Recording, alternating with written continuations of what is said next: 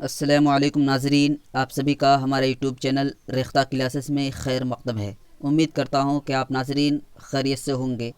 تو آج میں آپ لوگوں کے سامنے لے کر آیا ہوں افسانہ کالو بھنگی، جو کرشن چندر کا لکھا ہوا ہے۔ تو چلیے دیکھتے ہیں ان کی حالات زندگی کے بارے میں۔ اگر ان کی حالات زندگی کے بارے میں دیکھا جائے تو ان کی پیدائش کب ہوئی تھی؟ 23 نومبر۔ کب ہوئی تھی پیدائش؟ 23 نومبر کو۔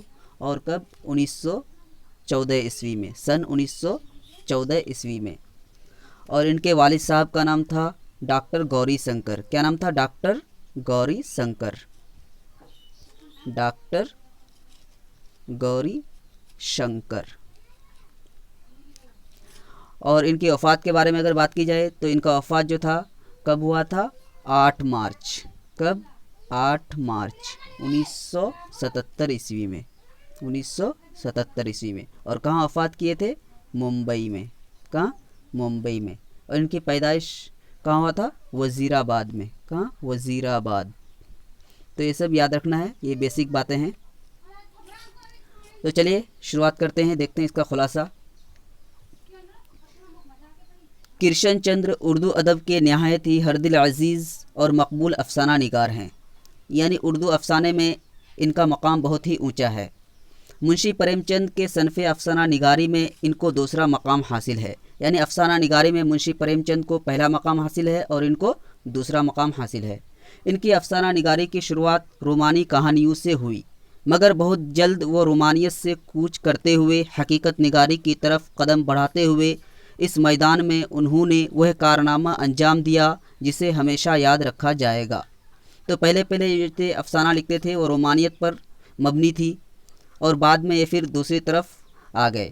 کرشن چندر نے افسانوں میں جہاں سماج کے متوسط طبقے کے گوناگوں مسائل کی عکاسی پائی جاتی ہے، یعنی کہ ان کے افسانے میں جو تھا مڈل کلاس آدمی کے جو تھے قسم قسم کے جو مسائل تھے اس کی عکاسی یعنی امیج دکھایا گیا ہے، اور ادنا طبقے کے مسائل بھی جا بجا ملتے ہیں۔ ادنا درجے یعنی جو اعلیٰ طبقے ہوتے ہیں اس سے جو بالکل نیچے ہوتے ہیں، ادنا طبقے یعنی لو کلاس کے آدمی کے جو مسائل جو ہیں ملتے ہیں ان کے افسانے میں۔ سماج میں ادنا طبقے کے آئے دن گزرنے والے واقعات و حادثات کو فنی انداز میں پیش کرنے کا انہیں شہرت حاصل ہے۔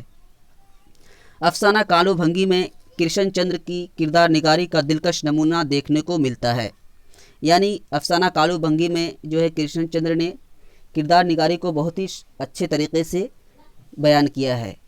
تو اس افسانہ کے جو ہیرو ہے وہ کیا ہے؟ کالو بھنگی۔ اس میں کرشن چندر نے ایک بھنگی کی زندگی کو پیش کیا ہے جس کی تنخواہ صرف 8 روپے ہے۔ وہ سال میں 2 جوڑے سلواتا ہے۔ تو ان کی تنخواہ کتنی ہے؟ صرف 8 روپے ماہوار، اور یہ جو تھا سال میں 2 ہی جوڑے کپڑے سلواتے تھے۔ اس نے زندگی میں کبھی پراٹھا نہیں کھایا، یعنی کالو بھنگی جو تھے وہ کبھی زندگی میں پراٹھے نہیں کھائے تھے۔ وہ پابندی سے اپنے فرائض انجام دیتا ہے۔ اس کے علاوہ وہ بلا معاوضہ بیگاری کرتا ہے، یعنی وہ بلا معاوضہ یعنی بغیر پیسے کے مفت میں کام کرتے سب کو دیتا ہے۔ اس کی زندگی میں کوئی خواب نہیں ہے۔ وہ شادی نہیں کر سکتا کیونکہ اس کے علاقے میں کوئی بھنگی خاندان ہی نہیں ہے، یعنی اس کے اندر شادی کرنے کی خواہش بھی نہیں ہے۔ اگر خواہش ہوتی بھی ہے تو وہ دیکھتا ہے کہ اس کے علاقے میں اس کے مذہب کا یا اس کے پھر ذات کا کوئی آدمی ہی نہیں ہے۔ اس کا دل عشق کے جذبات سے عاری ہے۔ وہ جانوروں سے بے پناہ محبت کرتا ہے۔ بکری کے ساتھ اسی طرح رہتا ہے جیسے بکری اس کی خدمت گزار بیوی ہو۔ گائے سے اپنا سر چٹواتا ہے، اور ازدواجی زندگی کی محرومیوں کو وہ جانوروں کی محبت سے پورا کرتا ہے۔ ازدواجی زندگی یعنی پتی پتنی میاں بیوی کی زندگی کو کیا کہتے ہیں؟ ازدواجی زندگی۔ تو اس کی محرومیوں کو کس سے پورا کرتا ہے؟ جانوروں کی محبت سے پورا کرتا ہے۔ اس کی فطرت میں نیکی ہے، وہ غیر محسوس طریقے سے لوگوں کی مدد کرتا ہے، لیکن جب وہ بیمار پڑتا ہے تو کوئی اس کی خدمت نہیں کرتا۔ وہ اپنے برتن اور غلیظ پٹیاں خود ہی صاف کرتا ہے، یعنی جب وہ بیمار پڑتا ہے تو اس کی برتن صاف کرنے والا کوئی نہیں ہے، اور غلیظ پٹیاں یعنی ناپاک جو پٹیاں ہوتے ہیں گھاؤ وغیرہ میں وہ سب بھی صاف کرنے والا کوئی نہیں ہے، یعنی وہ خود صاف کرتا ہے، جبکہ وہ سب کی مدد کرتا ہے۔ جب وہ مر جاتا ہے تو پولیس اس کی لاش کو ٹھکانے لگاتی ہے۔ زندگی کے معمولات میں کوئی فرق نہیں آتا، صرف گائے اور بکری 2 روز تک کھاتے نہیں۔ تو اس طرح سے کرشن چندر نے چھوٹی چھوٹی باتوں کو اپنے افسانوں میں پیش کیا ہے۔ مصنف کو کالو بھنگی سے محبت ہے یعنی ہمدردی ہے، وہ اسے بھرپور زندگی گزارتے دیکھنا چاہتا ہے۔ کہانی کی داخلی سطح اس طرح اشارہ کرتی ہے کہ کالو بھنگی کو کیا وہ سب نہیں ملنا چاہیے جو اوروں کو میسر ہے، یعنی افسانہ نگار جو ہے کالو بھنگی کی جو ہے ضروریات کو اپنے افسانے میں پیش کیا ہے کہ جو عام لوگوں کو ملتا ہے وہ کیا ان کو نہیں ملنا چاہیے؟ کیا اسے ایک صاف ستھری زندگی گزارنے کا حق نہیں ہے؟ کیا اسے یہ حق نہیں ملنا چاہیے کہ اس کا بھی گھر ہو، بیوی ہو، بچے ہوں؟ کرشن چندر نے اپنے کردار کی سپاٹ اور بے رنگ زندگی کی جھلک دکھانے کے ساتھ ساتھ اس کے داخلی اور نفسیاتی پہلو کو بھی پیش کیا ہے۔ محبت کے فطری جذبے کا اظہار وہ بے زباں جانوروں سے کرنے لگتا ہے، وہ اس کے بدلے میں ان سے محبت حاصل کرتا ہے۔ تو اس افسانے میں جو ہے کالو بھنگی کی لاش کو ایک غریب کی لاش سے مشابہ کیا ہے، یعنی غریب جب مر جاتا ہے تو کچھ دن کے لیے کچھ لوگ روتے دھوتے ہیں لیکن بعد میں سب لوگ اسے بھول جاتے ہیں۔ کرشن چندر نے اس افسانے کے ذریعہ ایک بیداری پہلو روشن کیا ہے، ایک معنی خیز اشارہ کیا، خیالات کی روشنی میں لرزش پیدا کی جو حقیقت ہم نظر انداز کر دیتے ہیں، اسی کو انہوں نے قاری تک پہنچایا، یعنی دیکھنے والوں تک پہنچایا۔ یہی وجہ ہے کہ پورے افسانے میں ایک تصادم ہے۔ تصادم کے معنی ہوتے ہیں صدمہ دینا، یعنی جب یہ کہانی کو پڑھتے ہیں تو دل میں ایک دکھ سا ہوتا ہے، کشمکش ہے، اور کہانی میں کیا پایا جاتا ہے؟ کشمکش یعنی مصیبت پائے جاتے ہیں۔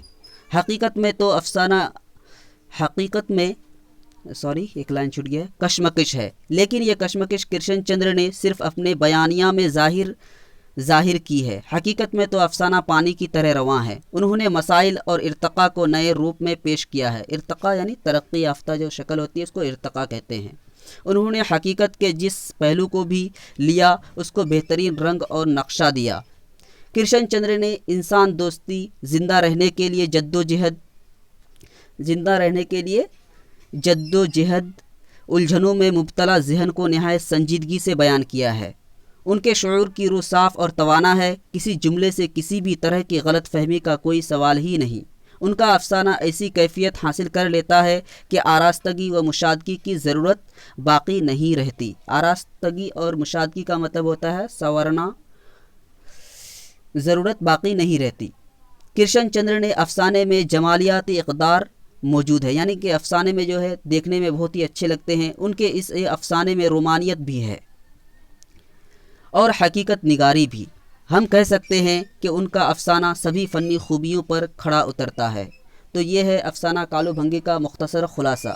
اگر آپ لوگوں کو اچھا لگا تو برائے مہربانی ہمارے چینل کو سبسکرائب کریں اور گھنٹی کو بھی انیبل کر دیں، اور جاتے جاتے اس ویڈیو کو لائک ضرور کریں، اور اگر لگتا ہے کہ یہ ویڈیو کسی اور کے لیے بھی فائدہ مند ثابت ہو سکتا ہے تو اسے بھی شیئر کریں۔ پھر ملتے ہیں اگلے ویڈیو میں، تب تک کے لیے خدا حافظ۔